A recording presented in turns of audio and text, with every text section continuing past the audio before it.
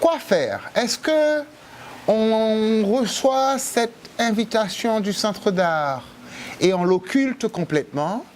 On fait vraiment carte blanche? Ou est-ce qu'on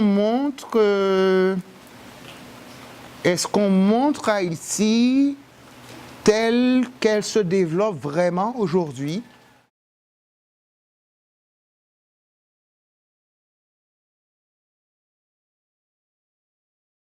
Je suis très très content de recevoir cette invitation parce que c'est aussi une frustration. C'est pas que je sois tellement invité que ça à l'extérieur, mais je suis davantage ou beaucoup plus invité dans mon travail ailleurs. Donc là, c'est un peu une réconciliation avec Haïti. C'est la première fois que je travaille en bonne harmonie et en bon terme avec le Centre d'art pour faire un projet mobile, ce qui me plaît beaucoup. L'une des préoccupations que j'avais, l'une des propositions que j'avais faites, c'était qu'on pense à rompre avec l'idée de la salle d'exposition.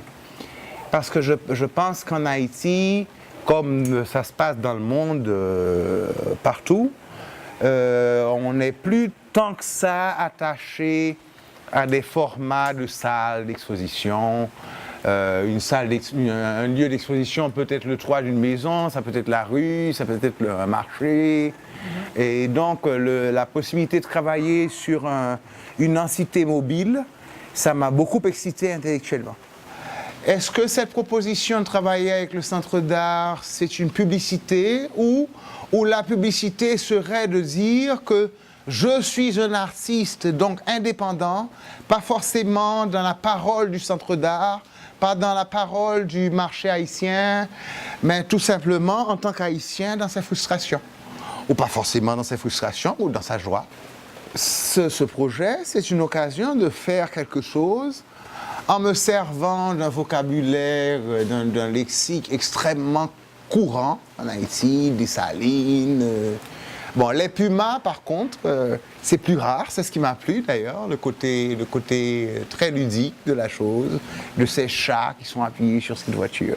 Une chose qui est importante, en faisant ce projet, j'ai jamais eu l'ambition d'avoir raison ou tort dans quoi que ce soit. C'est avant tout un projet ludique où je me suis servi de choses.